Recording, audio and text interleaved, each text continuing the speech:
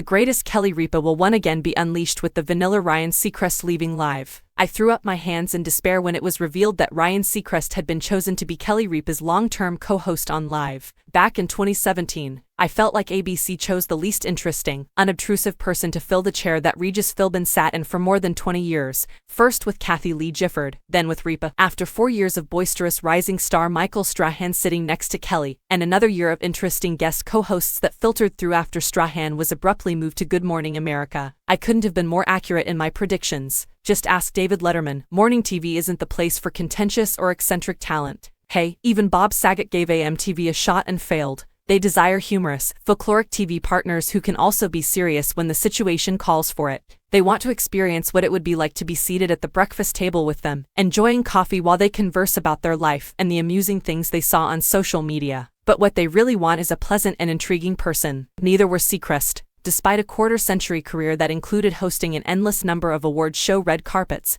taking over for Dick Clark on New Year's Eve, hosting his own morning radio show which he still continued to do from the basement of the building where Live was shot, and helping launch numerous superstar careers on American Idol, Seacrest always came across as slick and closed off, unwilling to let audiences into his personal life even a little bit, and coy. Why did we continue to enjoy Regis on Live for so long? Because he would go out the night before with his wife Joy and recount events in a faux outrage tone that was only surpassed by Larry David. Although if Kathie Lee's reporting of each boom her then toddler children made while still in their diapers was unpleasant, at least she led us into her home life with Frank Gifford. Ripa was always endearing because, despite a propensity for posing for the camera's affection, she openly discussed her arguments with her husband, Mark Consuelos, and their arguments with their children as they grew from adorable infants to irritable teenagers. It was never an option for Seacrest. He would discuss his many jobs, his jogging, and maybe his parents or the person he was dating. Yet, he never gave you the nice, fuzzy sensation that he was asking you to shoot the crap. He was so reclusive that Ripa's worst traits came out when she began to take over the host chat portion that began the first 20 minutes of the show in an effort to get things moving. Now that Consuelos is expected to take over Seacrest's position permanently, things need to get better right now. When Consuelos and Ripa co-hosted a show, you could see their 27 years of marriage right there at the desk.